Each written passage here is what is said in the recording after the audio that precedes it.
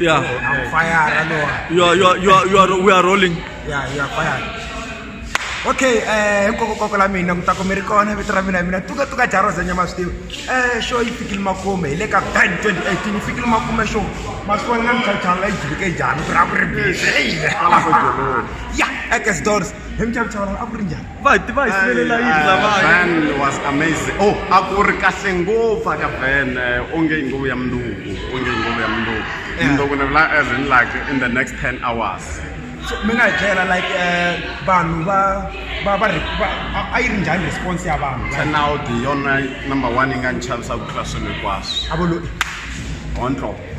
yeah nasho mi ri so That's how I know. Yeah. mi ti tele ta n'wina tindleve ku ri a ku nandziya A mi nga ri kona n'wini?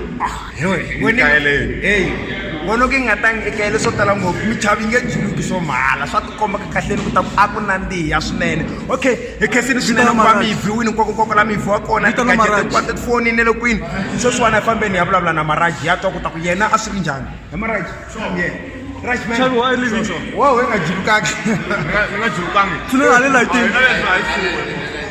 Tunga.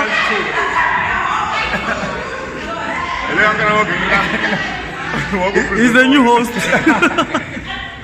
okay he Maraji a yi ri njhani show No, it was wonderful. La u khensa na support ya vatsonga va le kaya ku komba ku once hi ti byela ku hi lava ku famba na xilo xo karhi go all out and I hope ku ri we didn't disappoint because ku vana va na thena ta swona support ya swona and it come deliver empower. I hope vana mhani tsakile la ni nga kona I hope mi khutakisekile timhaka ta vutomi I hope ku na swilo hinkwaswo swi ta famba kahle hi ba mandlelele hi ntungu yeah okay jabu oh mi ti subscribe ka ntwanano ngoveni on YouTube subscribe na kona ka kanal mi ti kerini hi vulavuri na Chavi na Maraji Chavi and Maraji verbal night engineering a yi ri kahle swinene mi ti twerini tindleve ta n'wina a ku lo hotlo